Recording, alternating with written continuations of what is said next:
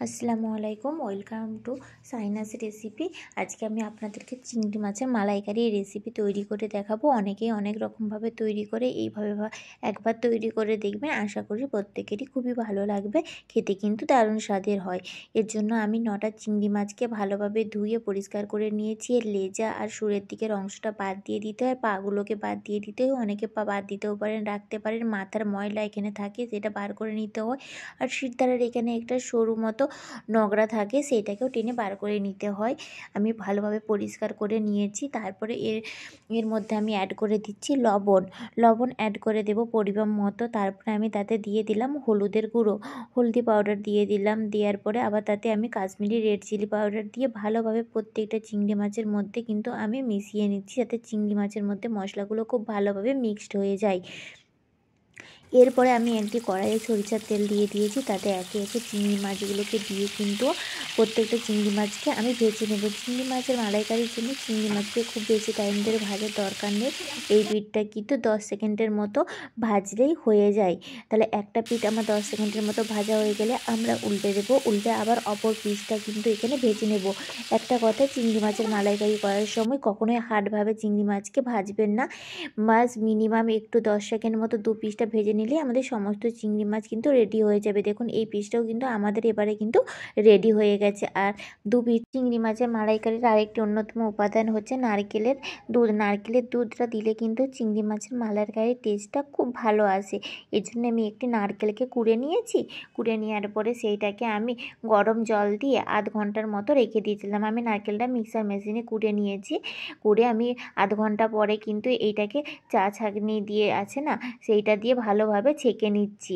নারকেলের দুধ এর থেকে আমি কিন্তু বার করে নেব। আপনারা চাইলে রেডিমেড যে নারকেলের দুধটা বাজারে পাওয়া যায় সেটাও কিন্তু আপনারা দিতে পারেন, কিন্তু আমি বাড়িতে এভাবে বানিয়ে নারকেলের দুধটা ব্যবহার করব আজকে চিংড়ি মাছের মালাইকারির মধ্যে।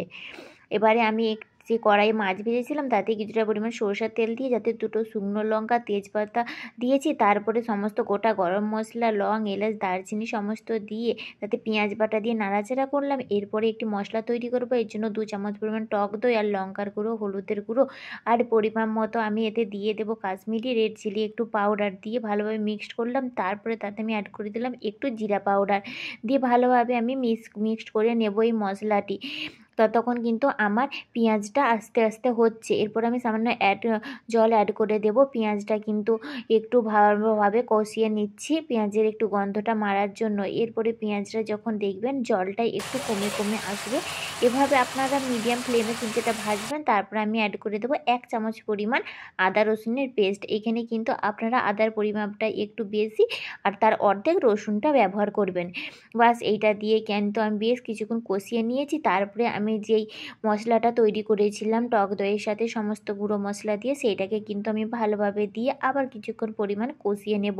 দেখুন, মশলাটা দেওয়ার পরে কিন্তু অনেক সুন্দর কালারটা চলে আসছে। ধীরে ধীরে কালারটা কিন্তু ঠিক অন্যরকম হয়ে যাবে। আর এরপরে মশলাটা দিয়ে ভালোভাবে কষানো হয়ে গেলে আমি এর মধ্যে অ্যাড করে দেব সামান্য লবণ দিয়ে আবার আমি মশলাটিকে কিন্তু ভালোভাবে আমি গ্রেভিটাকে কষিয়ে নিচ্ছি। এইভাবে সুন্দর করে লো টু মিডিয়াম ফ্লেমে আপনাদেরকে কিন্তু ধৈর্য নিয়ে একটু কষিয়ে নিতে হবে, কারণ এই চিংড়ি মাছের মালাইকারিতে কষানোটা খুব ইম্পর্টেন্ট। দেখুন, এরপরে যখন পুরো জল ভাবটা মরে যাবে তখন আমি যে নারকেলের দুধটা রেখেছিলাম সেটা অল্প অল্প পরিমাণ করে অ্যাড করে দিয়ে সমস্ত মশলার সাথে আমি মিক্সড করে নিলাম। নিয়ে সম্পূর্ণ নারকেলের দুধটাই কিন্তু আমি একটা নারকেলের যে দুধটা বেরিয়েছিল সেইটা আমি দিয়ে দিলাম। দিয়ে ভালোভাবে সমস্ত মশলাগুলোর সাথে আমি মাখিয়ে নেওয়ার চেষ্টা করছি। দেখুন, সমস্ত মশলার সাথে মাখিয়ে নিলাম। নেবার পরে কিন্তু আমি এর মধ্যে একটা একটা করে ভেজে রাখা যে চিংড়ি মাছগুলো সেগুলো অ্যাড করে দেব। এইভাবে আমি সমস্ত চিংড়ি মাছগুলোকে অ্যাড করে দেব।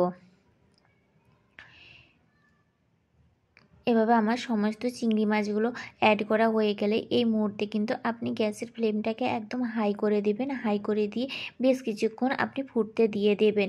তারপরে আমি আরেকটু গ্রেভির জন্য আমি এখানে দুধ, এমনি কাউ মিল্ক যেটা হয় সেইটা কিছুটা পরিমাণ অ্যাড করে দিয়ে রেখে দেব।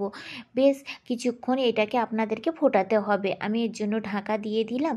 দেখবেন ধীরে ধীরে কালারটা কতটা চেঞ্জ হয়ে গেল পাতাটা। এরপরে আমি এরকম অবস্থায় কিন্তু চিড়ে রাখা কাঁচা লঙ্কা এর উপর থেকে আমি দিয়ে দেব। দেখুন আমার এবার প্রায় মিনিট 15 মতো এটাকে আমি রান্না করেছি। রান্না করার পরে আমার কিন্তু চিংড়ি মাছের মালাইকারি অলমোস্ট রেডি হয়ে গেছে। এইভাবে বাড়িতে অবশ্যই একবার আপনারা ট্রাই করে দেখবেন। আশা করি খেতে আপনাদের খুব ভালো লাগবে। আর নতুন নতুন ভিডিও পেতে অবশ্যই আমার চ্যানেলটাকে সাবস্ক্রাইব করে দেবেন। রেসিপি ভালো লাগলে একটা লাইক কমেন্ট করে পাশে থাকবেন। Thank you.